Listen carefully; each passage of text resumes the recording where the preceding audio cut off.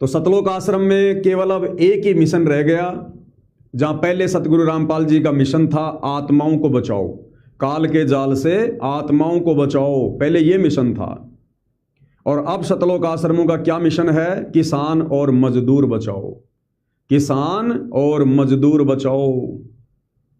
तो यदि आपको कोई सांसारिक लाभ चाहिए, छोटा मोटा कोई सुख चाहिए, गांव में आपके पानी निकलवाना है या पानी कहीं बाहर से लाना है, या आपने ढोल की चोट पर नाचना है, डांस करना है, आपने पाइप लेने हैं, मोटर लेनी है, किसी का मकान बनवाना है, तो आप सतलोक आश्रम में जा सकते हो।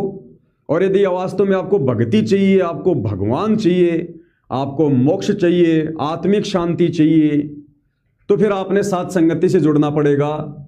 रोया करोगे उस वक्त को, ये पोस्टर मैंने नहीं बनाया, ये पोस्टर सतलोक आश्रम धनाना वालों ने बनाकर डाल रखा है।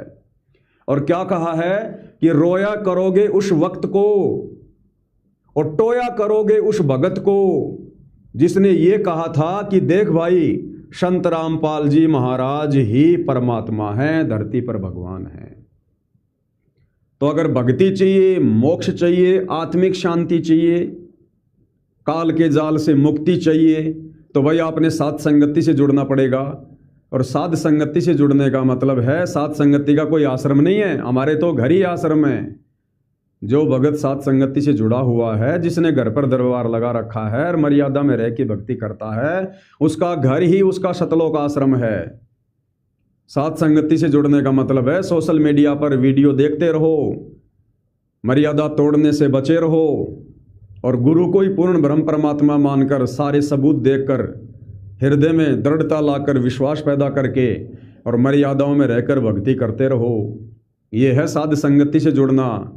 अगर इस प्रकार से भक्ति करोगे तो गुरु का आशीर्वाद पल पल, आप चाहे अमेरिका और जापान क्यों ना बैठें, वहाँ भी लगातार पहुँचता रहेगा। बाकी सतलोक आश्रमों में भाई केवल मोटर और पाइप रह गई हैं, इसके अलावा वहाँ पर कुछ भी नहीं है। इसके बाद भाई और बहनों,